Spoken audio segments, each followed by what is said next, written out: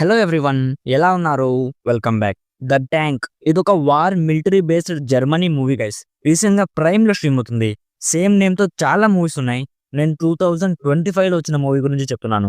ఈ మూవీ అంటే 1 hour 50 minutes ఉంటుంది. Present English and Hindi audios లో మాత్రమే అవైలబుల్ గా ఉంది. తెలుగులో అయితే లేదు గైస్. బట్ మూవీ చాలా బాగుంది. మూవీలో అడల్ట్ కంటెంట్ ఎక్కడ కూడా లేదు, కానీ కొంచెం వైలెన్స్ అండ్ కొన్ని బ్యాడ్ వర్డ్స్ ఉంటాయి. ఇవన్నీ ఓకే అనుకుంటే ఫ్యామిలీతో కూడా చూడొచ్చు. డీటెయిల్ గా ప్లాట్ అండ్ రివ్యూ చెప్పేస్తాను. తెలుగు ఆడియోలో లేని మూవీ రివ్యూస్ చేస్తే అస్సలు 1000 వ్యూస్ కూడా రావట్లేదు గైస్. సో ప్లీజ్ ఈ వీడియోని లైక్ చేసి హైప్ కూడా ఇవ్వడానికి ట్రై చేయండి. సింపుల్ గా ప్లాట్ ఏంటంటే, ఈ movie story World War II టైంలో జరుగుతుంది గైస్. ఒక 5 మెంబర్స్ సోల్జర్స్ ని ఒక సీక్రెట్ మిషన్ మీద పంపిస్తారు. ఆ మిషన్ ఏంటంటే, వాళ్ళ హెడ్ ఆఫీసర్ ఒకరు మిస్ అయిపోతారు. అతన్ని వెతికి తిరిగి తీసుకురావాలి. సో అసలు అతను ఎక్కడికి వెళ్ళాడు, సో ఇప్పుడు ఈ సోల్జర్స్ అతన్ని తిరిగి తీసుకొచ్చారా లేదా, ఈ వార్ జరుగుతున్న ప్రాసెస్ లో వాళ్ళు ఎలాంటి ఛాలెంజెస్ ఫేస్ చేశారనేది బేసిక్ గా ఈ మూవీ ప్లాట్. మూవీ అయితే చాలా బాగుంది గైస్. డెఫినెట్లీ చూస్తున్నప్పుడు ఆ విజువల్స్ కి, వాళ్ళు ఇరుక్కున్న కొన్ని సిచ్యువేషన్స్ చూస్తున్నప్పుడు ఖచ్చితంగా సర్ప్రైజ్ అవుతారు. ఇంత హైప్ ఇచ్చా కదా, ఒకటి క్లియర్ చేయాలి.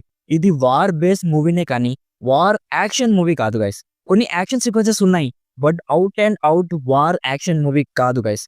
ఇది ఎలాంటి మూవీ అంటే, వార్ జరుగుతున్నప్పుడు సోల్జర్స్ మైండ్ సెట్ ఎలా ఉంటుంది, ఒక టఫ్ సిచ్యువేషన్ లో వాళ్ళు ఇరుక్కుంటే ఎలాంటి డిసిషన్స్ తీసుకుంటారు, అలాంటి ఒక వార్ బేస్డ్ మూవీ గైస్.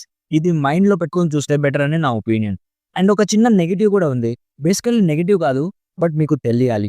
అదేంటంటే, మూవీ ఎండింగ్ ని ఓపెన్ గా పెట్టేశారు గైస్. అంటే స్టోరీని ప్రాపర్ గా ఎండ్ చేయకుండా మన ఇంటర్ప్రిటేషన్ కోసం వదిలేశారు. ఇది పెద్ద నెగిటివ్ కాదు, బట్ కొందరికి మూవీ చూసాక ప్రాపర్ ఎండింగ్ లేకపోతే డిసప్పాయింట్ అవుతారు. సో జస్ట్ చెప్తున్నాను.